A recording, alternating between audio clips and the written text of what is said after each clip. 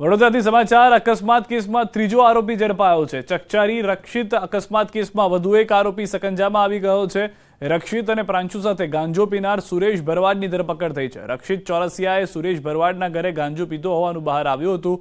ગુજરાત પોલીસે મહારાષ્ટ્ર અને મધ્યપ્રદેશની બોર્ડર પર આવેલા પલાસનેર ગામ પાસેથી ઝડપી પાડ્યો છે। અકસ્માત બાદ સુરેશના બ્લડ સેમ્પલ લીધા હતા।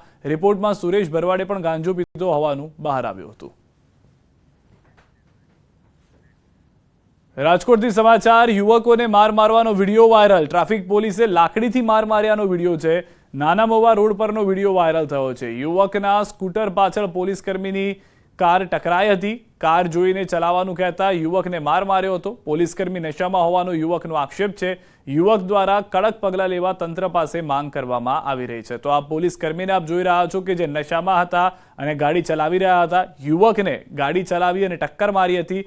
યુવકે ધ્યાનથી ચલાવવાનું કહેતા પોલીસ કર્મી કે જે પીધેલી હાલતમાં હતા તે ઉશ્કેરાઈ ગયા અને ત્યારબાદ લાકડીથી માર માર્યો।